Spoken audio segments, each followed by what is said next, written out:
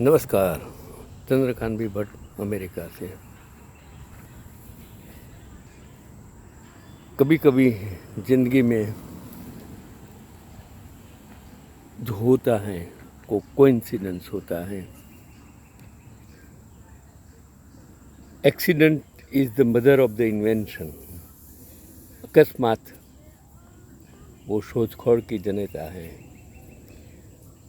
तो कोई न कोई वजह होती है। जैसे ताजमहल, वो हम कहते हैं प्यार की निशानी है, लेकिन ऐसी भी चीज़ें जीवन में होती हैं। इसी तरह एक कहानी, सच कहानी, कि जिस पहाड़ की वजह से बीबी की जान चली गई, उसी पहाड़ को अकेले ही छेनी हथौड़ा छीनी मतलब हथौड़ा से खोद कर रास्ता बना दिया। मैं वही तो कहानी कहता हूँ कि दशरथ माझी, जिन्हें माउंटेन मैन के नाम से भी जाना जाता है, उसका जन्म 14 जनवरी 1934 आज़ादी के पहले को बिहार में गया में करीब गहलोर गांव में हुआ था। वे एक गरीब मजदूर थे और मुसहर भूइयाँ जाति के थे, जो अनुसूचित जाति सुप्रीम कोर्ट में आती है, और इनका जीवन संघर्ष और कठिनाइयों से भरा था। लेकिन उनकी दृढ़ इच्छा शक्ति और साहस ने उन्हें एक अद्वितीय नायक बना दिया।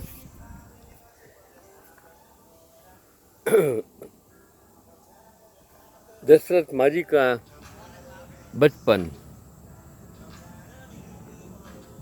कठिनाइयों से भरा था। उनके गांव में न तो बिजली थी और न ही पानी की उचित व्यवस्था थी। गांव से पास के कस्बे जाने के लिए एक पूरा पहाड़ पार करना पड़ता था, और उनके छोटे से हक के लिए भी उन्हें संघर्ष करना पड़ा। और दशरथ माझी ने फाल्गुनी देवी से शादी की और उनका जीवन थोड़ा सुखद हुआ।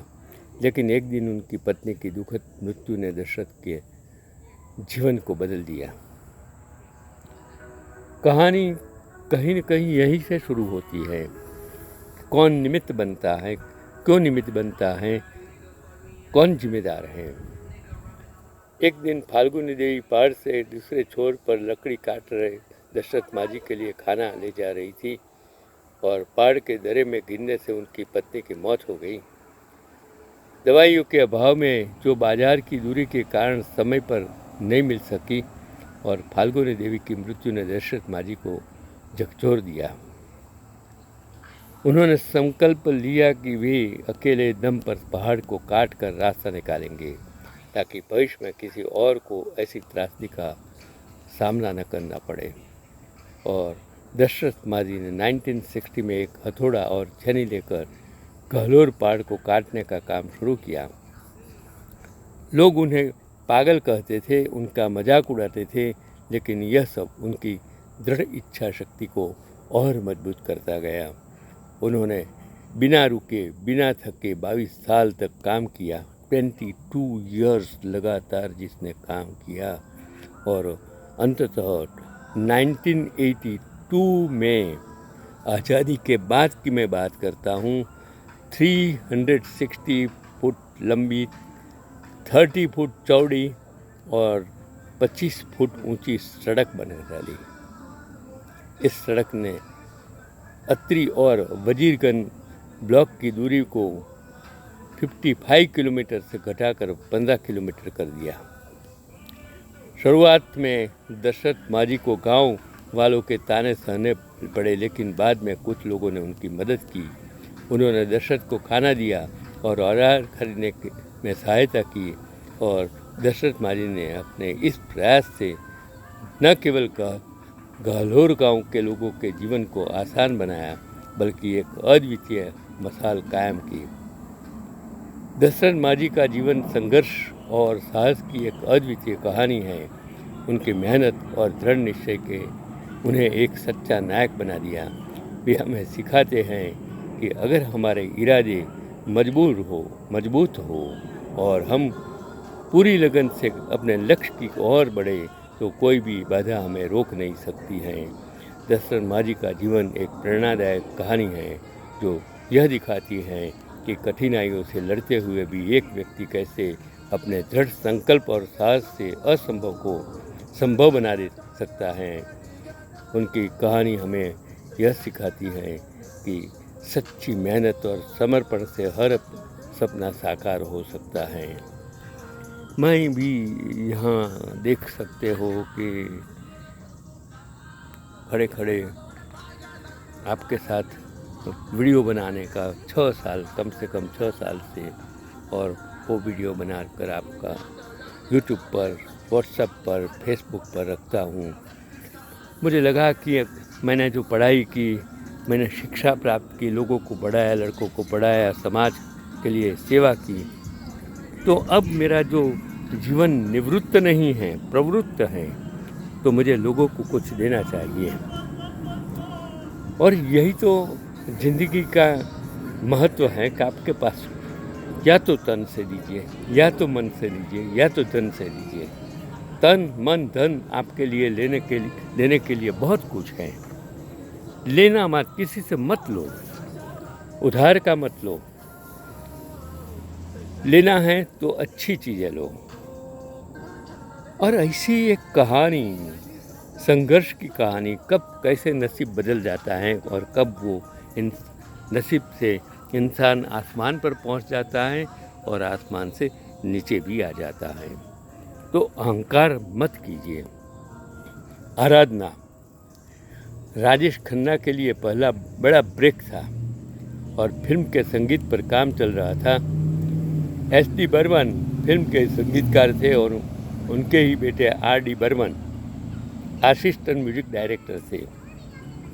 तय हुआ राजेश खन्ना की एंट्री सॉन्ग किशोर कुमार से गवाया जाए।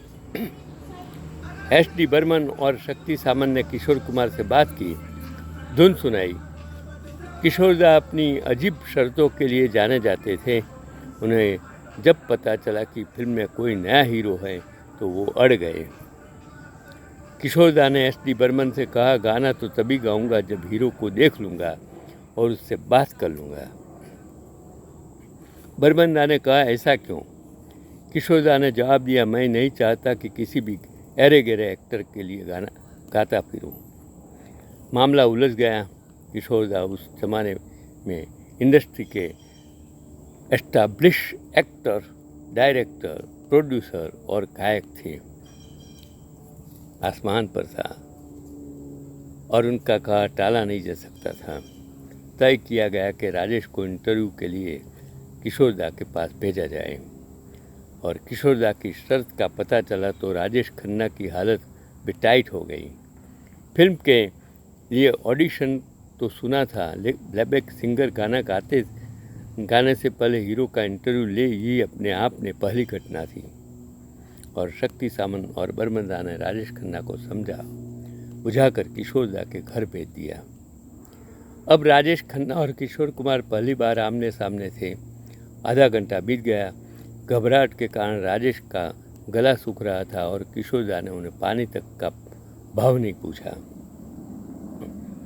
इधर उधर की बातें होती रही। किशोरदा राजेश को सिर से पैर तक देखते रहे और फिर एकदम किशोरदा की तरफ से सवाल आया, फिल्में क्यों करना चाहते हो? 2 पल को राजेश खन्ना का अवाक रह गए। ये कैसा सवाल, उसका जवाब क्या हो सकता है? घबराए राजेश ने जवाब दिया, जी मैं लोगों की सेवा करना चाहता हूँ। किशोरदा ने फिर सवाल पूछा, फिल्मों में काम करके कैसी सेवा? राजेश का जवाब आया, फिल्मों में काम करके मैं लोगों को मनोरंजन करूँगा और मनोरंजन करना भी एक तरह की सेवा ही है। और राजेश के स्मार्ट जवाब से किशोरदा खुश हो गए। नौकर को आवाज़ दी, राजेश के लिए चाय नाश्ता लाओ। और किशोरदा को खुश देखकर राजेश की जान में जान आ गई और किशोरदा ने कहा, तुमने बहुत अच्छी बात कही, मैं तुम्हारे लिए गाऊंगा, कई गाने गाऊंगा और इस इंटरव्यू के बाद रिकॉर्ड हुआ आराधना का पहला गाना, जिसने पूरे देश में धूम मचाई और राजेश खन्ना को हीरो से स्टार बनाया। गाना था मेरे सपनों की रानी कब आएगी। तो यही गाना मुझे भी पसंद है। मैंने भी पिक्चर कितनी दफ़े देखा और आज भी वो मैं गाना, मेरा आवाज़ तो अच्छा है ही नहीं, फिर भी गाता हूँ। तो उसी का नाम ज़िंदगी है।